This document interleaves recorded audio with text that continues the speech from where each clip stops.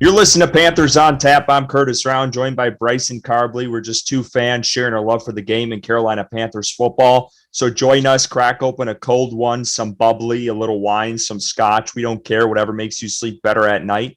Before we dive into the episode, a little self-promotion. Stop what you're doing. Go give us a follow on Twitter at Panthers on Tap. Join the discussion on our Facebook group. We have over 2,500 members. You can listen to us wherever you get your podcast. Just search Panthers on Tap. The 2024 NFL Combine is in the books. Panthers were there in full force. Dan Morgan and Dave Canales both had their pressers. We talked about that last week. Obviously, the workouts on the fields and everything else.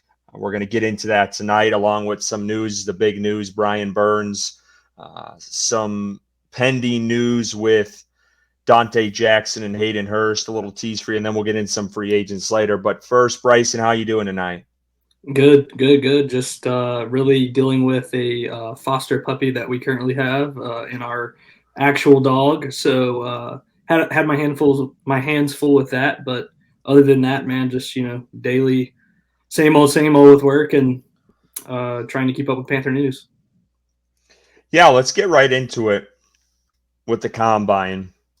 If you haven't heard by now, I think the biggest talker is the Xavier Worthy with breaking that 40.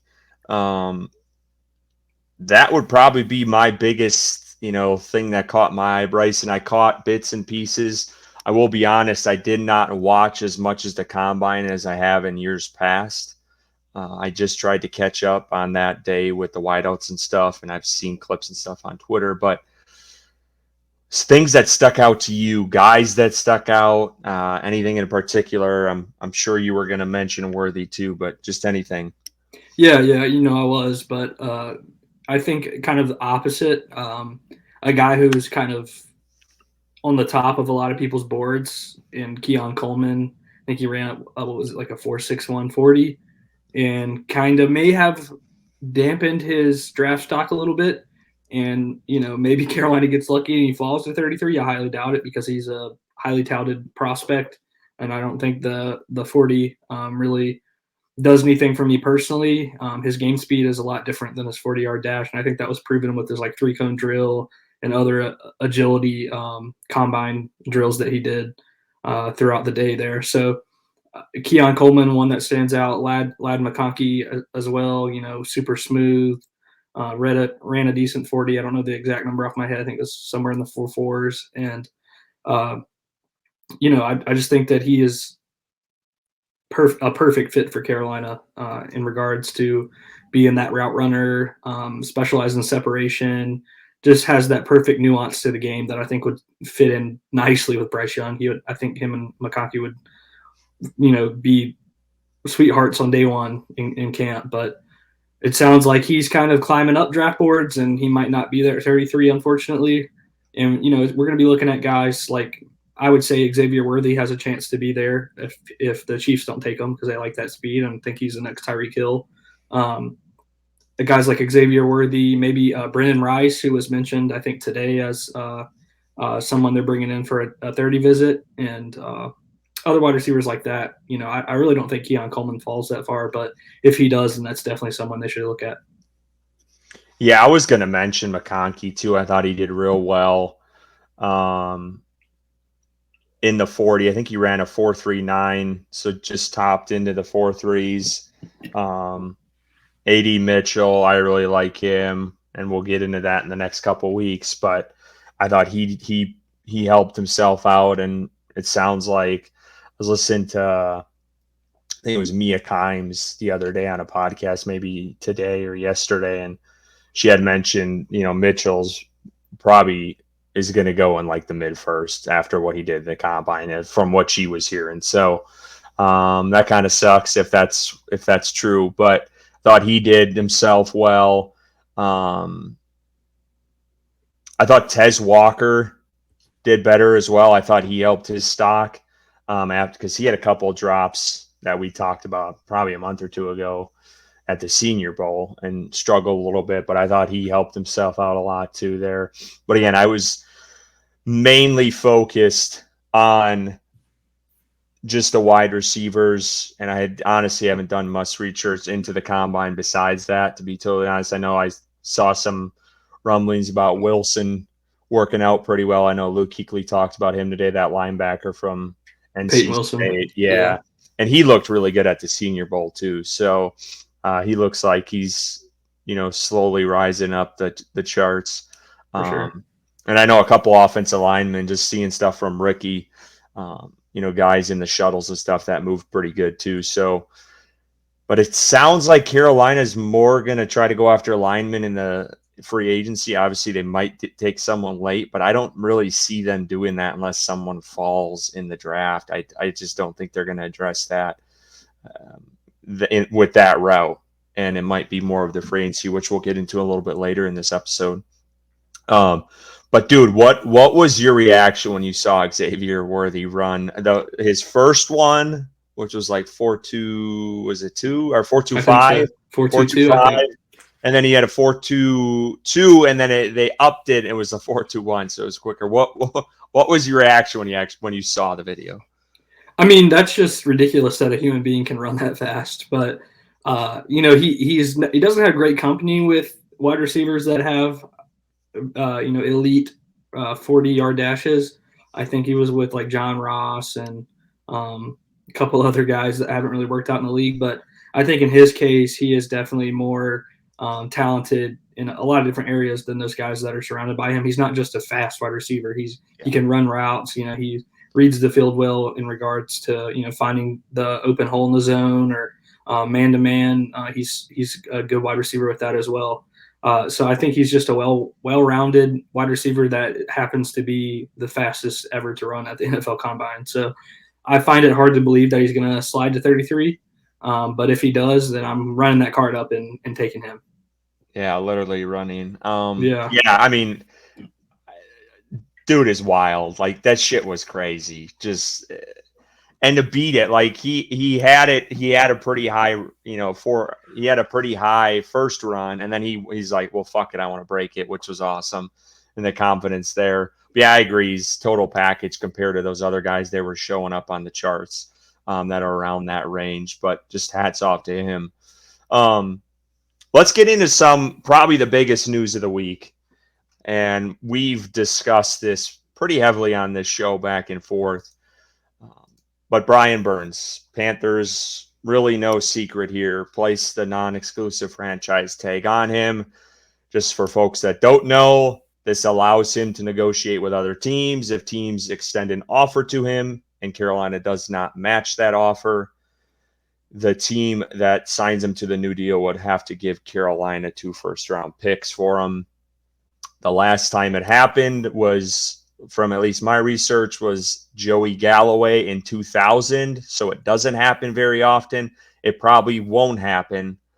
Not saying he can't be traded, because there's other avenues to trade him. If you go to look at Mike K's stuff on the Charlotte Observer, he breaks it down pretty good on there.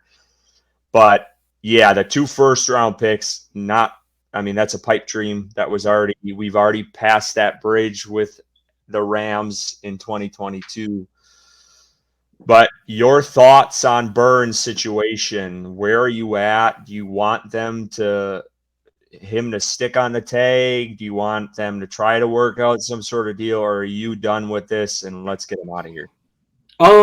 I wouldn't say I'm done with it and get him out of here, but I think before training camp, you need to make a decision. Either you get a long-term deal done or he's traded. I don't want the drama to carry over into the season again. When is Brian Burns' deal going to be done? When is his deal going to be done? Like, that's just the talk of the town. Either get it done or trade him. And if you're going to trade him, do it before the NFL draft so you can get capital for this draft to draft, an offensive lineman or a better wide receiver and higher up in the first round. But yeah, I mean, my goal would be to get a long-term deal done with him.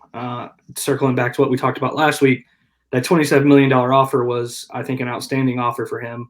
And I don't blame the team for not extending a higher one. When you look at around the league, $27 million, I think that would put Brian Burns in the top 10 paid defensive end or edge rushers in the league.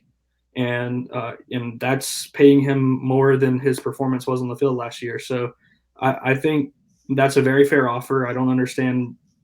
I would love to know his reasoning as to why he didn't accept it.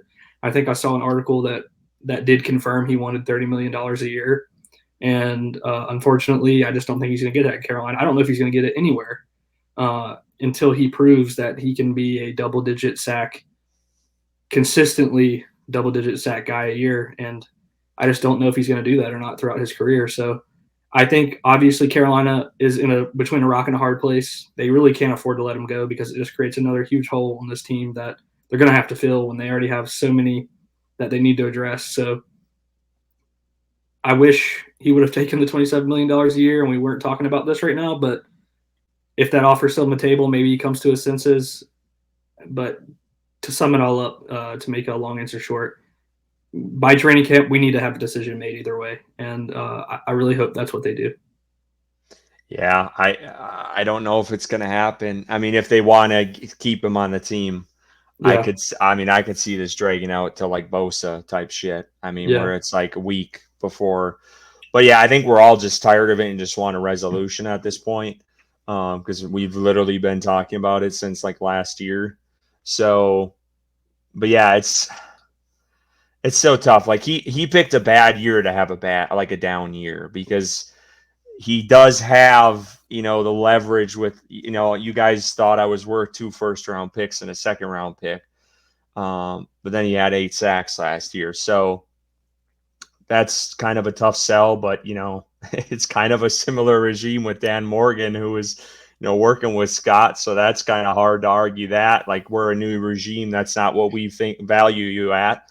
So that's kind of tough for the Panthers front office sake. But yeah, I mean, everyone knows. I think you got to get a long-term deal done. I'm not of trading, him away because you're more than likely going to get a back end of the first round pick and then you're going to open up. You're not only going to need 1 pass rush, you're going to need 2.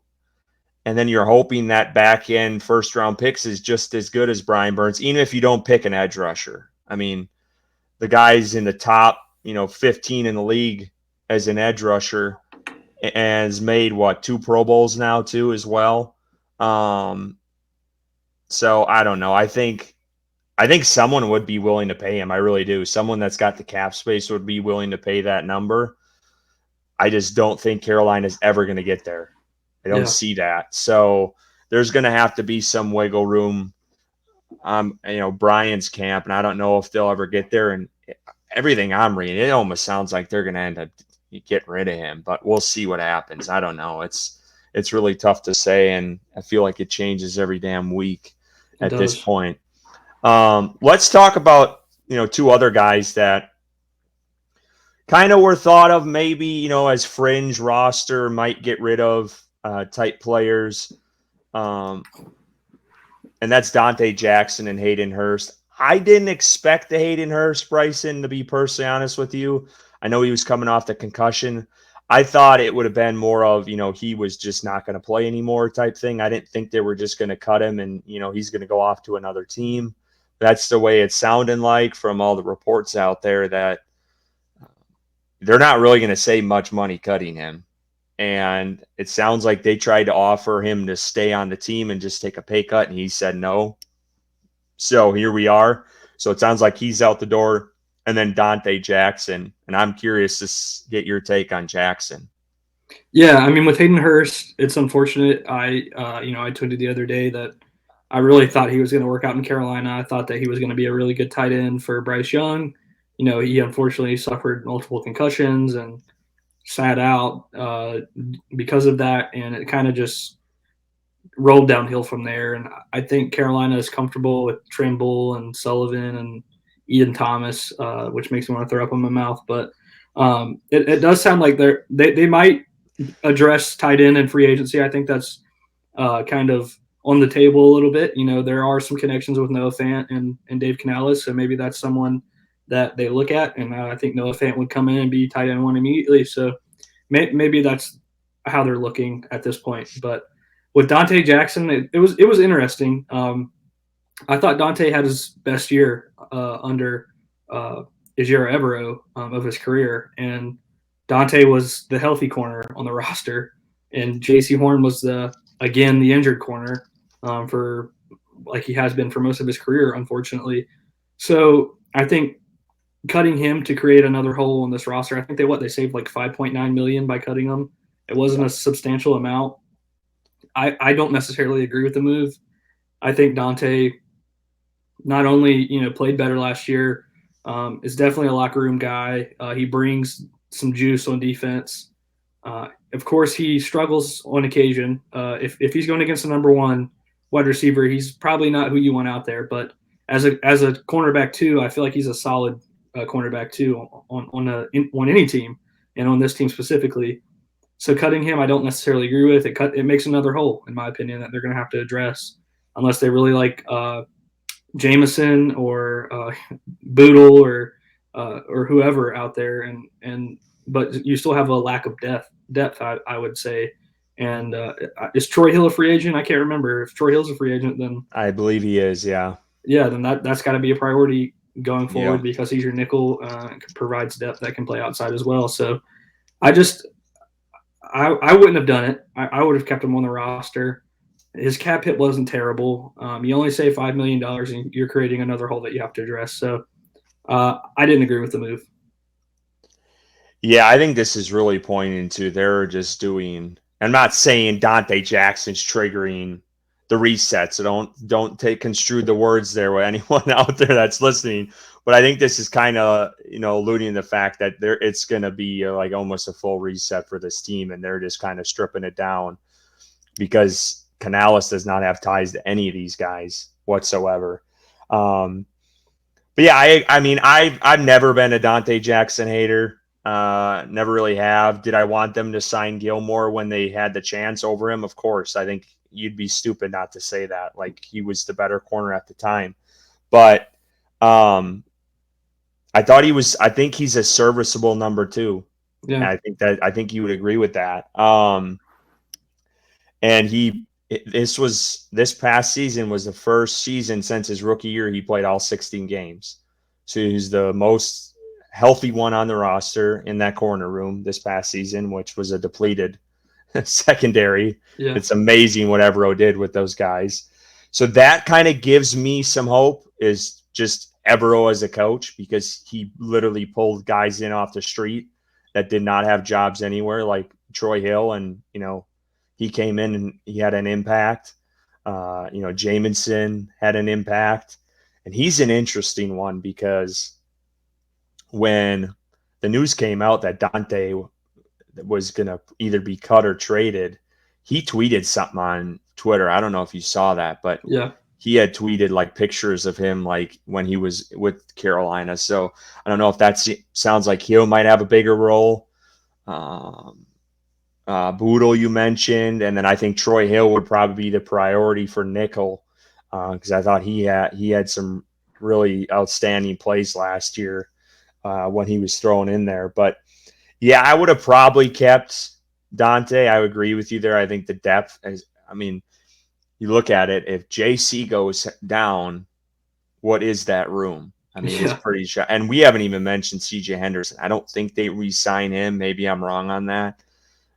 But that's another guy that's a free agent this year. So yeah, and they didn't pick up his 5th-year option last year. So yeah, I just think, like you said, it's just creating another hole for this team. But, and we're going to talk about it here shortly. There are some guys that can probably come in and help, because I tweeted out today, there's a lot of corners that are available in free agency this offseason, and a couple became available today. So just something to look at. And this kind of leads into the free agency part, but we can just kind of touch on this. Don't mention free agents yet. We'll get into that a little bit shortly.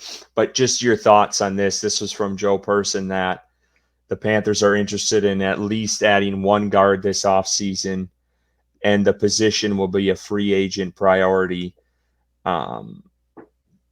What are your thoughts on sticking with Corbett and Christensen at guards? Yeah, I wouldn't be opposed to it. I think the biggest issue is the center right now on this offensive line. I understand them looking at guards. You know, your two starting guards are coming off major injuries, and you don't want to fall back into the situation that you're in this year. So I like that they're looking at guards. I'm glad they're making a priority because that should be your priority number one is fixing that offensive line. You know, they've already said they're sticking with Aquan at left tackle. We talked about it last week. Taylor Moton's not going anywhere. He's the best offensive lineman on this team and has been for years. So, in my opinion, I think the center needs to be addressed. Unfortunately, because Bozeman is a really good guy and does great things in the community, but he just doesn't fit the style that Canales is going to run. Just like he didn't fit under Frank Reich either. So uh, they need to find a center, and then adding a guard is definitely something that is what's needed. You don't want to be in a situation like last year, like I said, and maybe a guard comes in and pushes Corbett and Christensen to play better, or takes their spot if they're struggling coming back off injury. So, I think that's their priorities are in the right place. Yeah, I think that's the perfect way to put it, really. So let's go to the free agents here because we were talking about this before we got on. Tampering period starts March 11th, which is Monday. Free agency where you can actually sign the guy is on March 13th, which is next week, Wednesday. So a week from now, we're recording this on a Wednesday night. Bryson, I don't know how you broke this up. I broke this up by position of just a couple of guys that I like. We might as well start on the offense line. I don't know if you have any guys in there. If you don't, I can kind of take that over. But do you have any guys on the O-line that you'd be looking at for Carolina to maybe target next week? I didn't really get deep into offensive line. I kind of focused more on wide receivers for this. So if you want to take over the offensive line, I'll start with the O-line. Just a couple of guys that did some research on, and I apologize if I'm butchering this guy's name. Mike Ananwu from New England. Just doing some research. He's a young, versatile O-lineman. He's played every position along the line in the NFL. I looked his last 4 years statistically. He's played every spot but center. So he's got versatility there. This past year, he got kind of shuffled around in New England.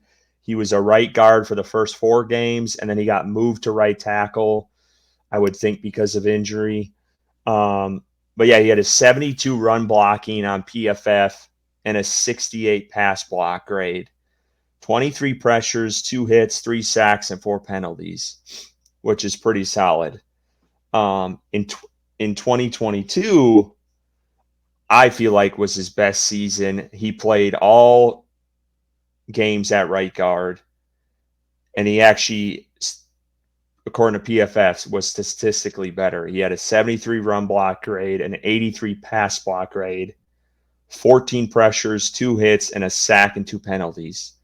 So it sounds like, I know he can play inside or out. I've seen some mixed things, whether he really likes playing outside versus inside. I've seen things where he really likes the guard position, and I've seen some stuff reading online and interwebs of him liking to play like the bookend outside or one of the tackle spots. So I think he's probably one of the top offensive line free agents based off of the rankings that I've seen. Yeah. But he is one to watch.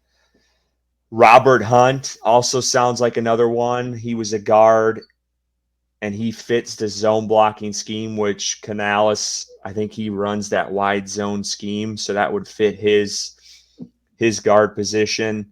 Again, just looking at improvement in 2022, Hunt, he played for the Dolphins. He had 24 pressures, 4 hits, 3 sacks, 12 penalties in 2022. A lot. That's 12 penalties is crazy. That's Aquanu. Those are Aquanu numbers. But in 2023, he really stepped it up. He only gave up 5 pressures, 1 hit, 1 sack, and 2 penalties. So totally different player in that 1 year. So he is one, and I've seen Edgar put some videos out on Twitter about him. Edgar Selmingo, Panthers analyst on Twitter. he is an interesting one. If Carolina could grab him, that would be an immediate upgrade at guard. And then you could probably move Brady Christensen to the swing tackle, which I think is what they're trying to do, and even maybe a backup if the Aquanu situation goes haywire. But that would be one to watch. And then just one other quick one on the guard spot is Damian Lewis. There's an obvious connection there with Canales' staff. He played in Seattle. I think he's kind of on a lower tier than the two other guys I mentioned. But I think if Carolina doesn't have a ton of money with the Brian Burns tag, you might have to go this route. He was 58 run block, 63 pass block. According to PFF, he had 29 pressures, 1 hit, and 3 sacks with 4 penalties last year.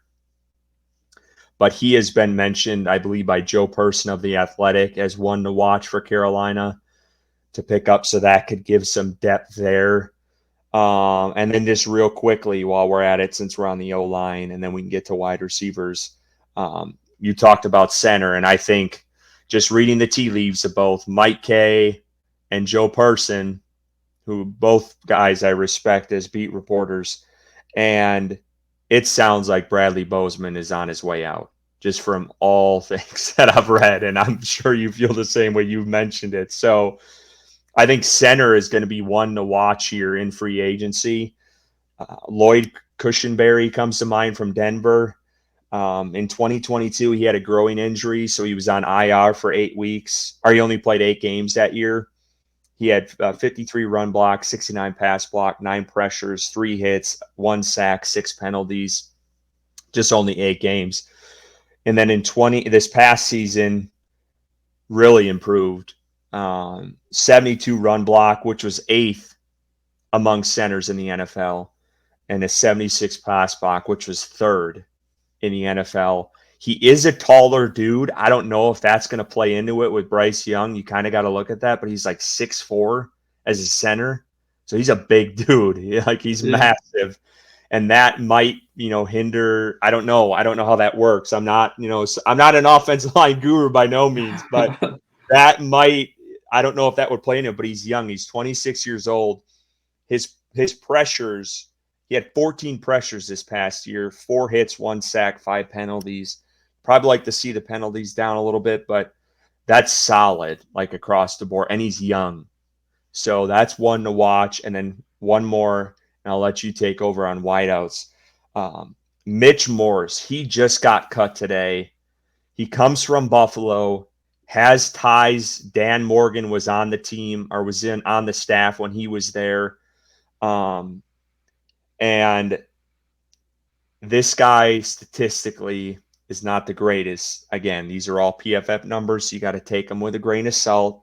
You always got to say that. But 56 run block in 2022 and a 70 pass block. He had 20 pressures, 3 hits, 4 sacks, 4 penalties. This past year, those numbers bumped a little bit. His run blocking got better, but he had 31 pressures, 2 hits, a sack, and 5 penalties. So he got the sacks down, but he gave up a shit ton of pressures for this past season. So just 2 guys to really think about. I know there's a ton more on that list as far as those positions go. You have Tyler Biadasz from Dallas. That's a Wisconsin product. That guy I've just known from his days in Dallas, and I feel like he's pretty good. And some of those interior O-line, you guys go check out the list online, but those are probably the couple that I'm looking at. But let's go to wideout now, because I think that's obviously what everyone wants to know. Where is Carolina going to go with this lack of separation, lack of speed, take the top off the defense? So who would you want to see Carolina target? I know the list is kind of limited. Who would you like at wide receiver for free agency? Yeah, so I'd like to be realistic. I don't think they're going to have a chance at Marquise Brown or Calvin Ridley. I think that those are probably going to be wide receivers that go to more of a team that's ready to win now. because they're really good wide receivers. And I mean, unless Carolina can throw a bag at them, then maybe, but I don't see that happening with the way the cap is right now. And, there are still some restructures and things that can be done to open up cap, but I just don't know how much that is at this point. And I just don't see them being able to sign the top one or two wide receivers in free agency right now. If they were involved in a trade, and maybe it's a Brian Burns for a wide receiver, then I could see them going after like a T. Higgins from Cincinnati. Obviously, we all know T. Higgins. We've talked about him for a while this offseason, a really good wide receiver that's been opposite Jamar Chase, and I think deserves an opportunity to be a wide receiver one. Again, I don't think that's super realistic. So I'm starting with a wide receiver that I've kind of been a fan of for a while. He played his college career at Tulane University. Kind of was misused in Chicago. He did have a 1,000-yard season in 2021, only 4 touchdowns, but he's battled some bad quarterback play in Chicago. Darnell Mooney, he's only 26 years old. Again, he's been misused a lot, and the Bears just haven't thrown the ball a significant amount. So he's still young. He's a wide receiver that specializes in, I would say, speed, a deep threat, something that Carolina lacks, and he's a good route runner. So I'd keep my eye on Darnell Mooney. I think that he would be a decent price, and I think that he would fit in well in Carolina. And then you could go back and double dip with the Bengals. They have another wide receiver that's a free agent, Tyler Boyd, who's a little bit older than Mooney at 29 years old, but he's definitely he's got good hands. He's a good route runner, a good slot wide receiver. I don't think that it's necessarily like the big splash that people would want, but he would definitely make the wide receiver room better. So Tyler Boyd has kind of served as that wide receiver 3 with Cincinnati for a while, and I could see him wanting to go somewhere where he has more of an opportunity. And then just one more that I personally like a lot, and I think that other Panthers fans will agree because he's been here before, and that's Curtis Samuel. We all know how he was the third down god in Carolina, and that he was that in Washington as well. He's had when he was in Washington, he had some wide receivers ahead of him like Terry McLaurin and Jahan Dotson, but he's still only 27 years old. He does have that ability to run the ball out of the backfield, kind of like a Deebo Samuel. I would say his biggest issue is the injury history, but Curtis Samuel is another wide receiver that I think that would come in and immediately be wide receiver 1 with this locker room the way it is now. So I don't really need to tell you about Curtis Samuel because we all know he's fast, gets open. Again, third down, reliable hands. I think that Curtis Samuel could be an option to return to Carolina if they do address this wide receiver in free agency. And he's not going to be super expensive either. He's going to be a reasonable price contract. And, maybe he wants to come home and that sways him to sign with Carolina and come home, quote unquote, because he started his career here. I don't think he's from Carolina, but wants to come back and kind of build this team back up. Yeah, I'm kind of glad we have a mixed list here. Also, Curtis Samuel, great name, by the way. I agree with you. I think they're out. I think they're priced out of the market on Ridley, just based off of how the franchise tags worked with the receiver market. I think he's going to be way too pricey for them. I wouldn't knock them for going after him because I think he's a really talented player and can play at times at an elite level. But I agree with you. I think they're out of the market. I do think they have a shot at Hollywood Brown. I do. And I think Carolina makes a ton of sense for him. And it made a lot of sense at the trade deadline last year for Carolina to try to go after him. And I know Carolina, from reports, they did poke around at the wide receivers before the trade deadline last season. So I still am kind of holding out a possibility that he could be in there, but I could definitely see them missing out on both of those, like those guys, like you said. I also think Tyler Boyd's an interesting one. He's not a big household name. I think he could be cheap for Carolina. He doesn't drop the ball much. I think he had like 2 drops last year, and then the year before he had one. So he's pretty good, steady hands, big slot type player. And that could be an issue for Carolina because Carolina's got like Mingo's supposed to be a slot guy, Thielen's a slot guy. Like, how many slot guys can you have on the team? But he's good at run blocking from what I've read, Tyler Boyd, and that would help with Carolina with Canales wanting, really being stubborn with running the ball. And so he would be one to watch. And I think the most likely one, I don't know, a lot of people, and Mike K pointed this out, and it makes a lot of sense, is Gabe Davis from Buffalo. Has ties to Dan Morgan through there. He's got a big playability. I think he still has a lot of potential. He kind of had a down year last year. The year before he played really well. And I think he could be that deep threat too for Carolina. He's a bigger type receiver that could help Bryce Young out. So I think that one is probably one of the most likely ones. And I know he had posted some things on Twitter, and I don't remember the statistics, but he was ranked in some of the top tier wide receivers. I don't know what the stat was. I can't remember, but I mean, it was like some of the top guys in the league. So I think he could be a possibility, and I don't think it would break the bank. And I mean, we kind of talked about it off the top with the combine. This wide receiver draft class is loaded. Like, I don't know if we've ever seen a draft class for wide receivers this good. I mean, we didn't even see the top two guys run or, do anything at the combine. And Marvin Harrison Jr. too, with the guys, I mean, future Hall of Famer already. I don't mean to put the tag on him like that, but he's going to be elite as hell. So that could help Carolina, but I definitely think they're going to, go after some of these guys. I think Gabe Davis would be one. And I put a dark horse on here. He's under contract right now with the team, but I've seen some things online from Seattle fans, and it's Tyler Lockett. If he's released or there's a possibility for a trade, I could see Carolina trying to go after him.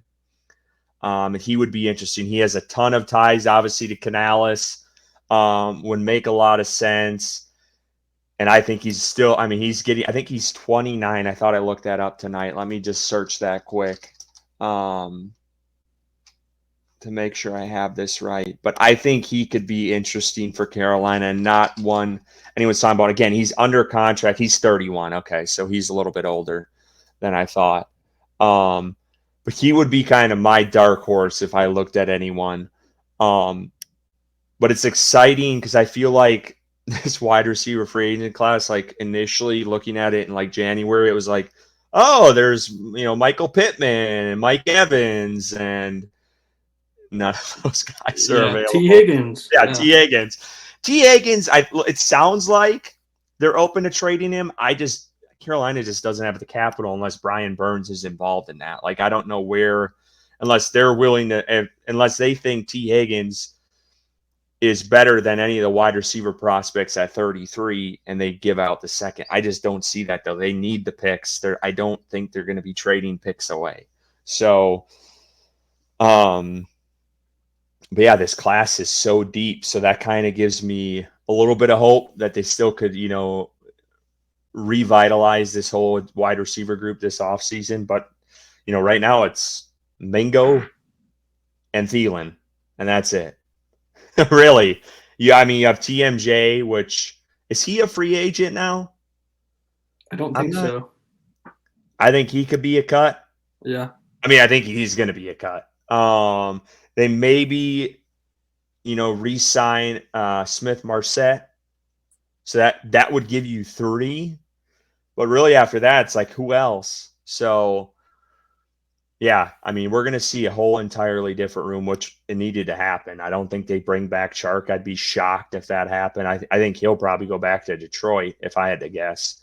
But yeah, that's kind of where things are. Do you have any guys on defense? I had a couple that I noted, not as in-depth as these really offensively, because I feel like that's, their biggest holes are on offense. But yeah, I didn't list anyone down, but there is a player that I would love to have in Carolina that the Jets didn't place a franchise tag on that I think could really solidify that defensive line opposite of Brian Burns if they do roll with giving him a long-term contract. But I think the price tag is going to be way too high, and that's Bryce Huff out of the New York Jets. I mean, he is really one of the best edge defenders in the league. And I think he's underrated, and he's coming off of a really good year. I'm going to pull up his numbers real quick. I wasn't prepared. My bad. No, you're good. But yeah, I mean, he's still super young. He is coming off of a season where he had 10 sacks, which was more than Brian Burns, and he had. This is not an easy thing to read here. No, you're sorry. So yeah, 10 sacks. He's kind of he did his rookie contract with the Jets, fulfilled that, and now he's going into free agency. He's still super young. I think the year before he had 10 sacks, he had only had 3.5. So he's obviously progressing 2.2, 3.5, then 10, getting better. I thought that he was a really good defender coming off the edge for the Jets, and I really think that if they could pull him in to Carolina to be opposite of Brian Burns, I think that would be a nasty duo. For Carolina's defense for the future. So again, I think his price tag is going to be a little too high for Carolina, just based off the situation that we're in, unfortunately. But if we had the cap like the Patriots have, they have $101 million in cap space, then that's a guy that you target to really bring in on the defense. Yeah, he had, just off of PFF, 45 hurries last year, 12 hits, 10 sacks. Really solid year. That was another, I know JJ had mentioned him as the possible replacement if they got rid of Brian Burns.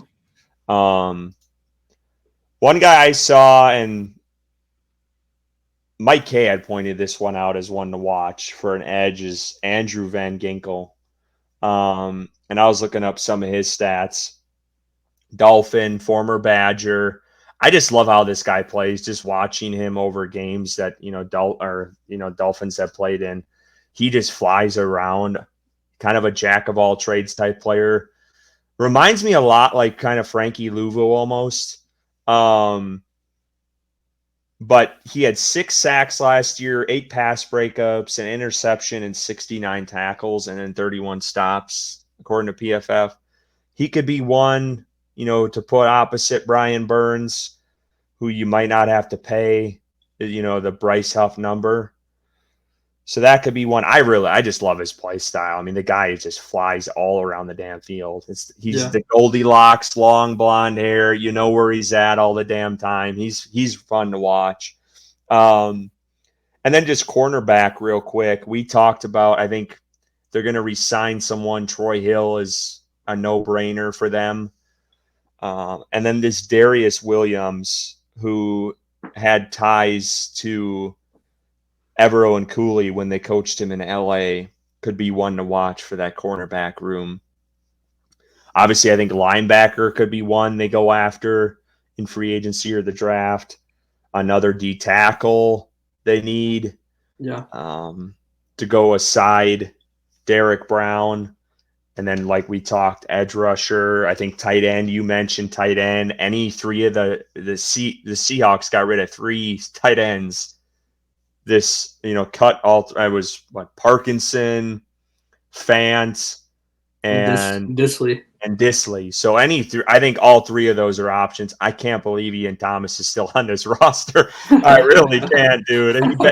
If he survives another year in another regime, I am gonna be fucking livid, dude. Yeah. I am tired of seeing that guy, and I don't ever want to see another Ian Thomas tight end screen in my life. So I really hope he's gone. I don't mean to wish guys getting cut and stuff. I hope he finds another team, but I'm just tired of seeing him in that 80 jersey for Carolina. So I hope he is out the door there. But I think that's all I had to add for free agency wise. It's going to be exciting these really next week. And let's hope Dan Morgan doesn't make some bonehead move like Scott Fitter coming in and go out and sign God, who was it? Is this, Cam Irving and was it Pat Elflein? Yeah. The first day of free agency. Yep. We better not see that. So, yeah, this next week's going to be interesting. And then obviously the Brian Burns stuff, that's going to be every freaking week. That's going to be poking, prodded at, I feel like, for the next couple of weeks. And we'll kind of see where things land. But we just want to thank everyone for tuning in to the Panthers on Tap podcast. You can catch our episodes wherever you get your podcasts. Go give us a follow on Twitter at Panthers on Tap for all your analysis of breaking news. And as always,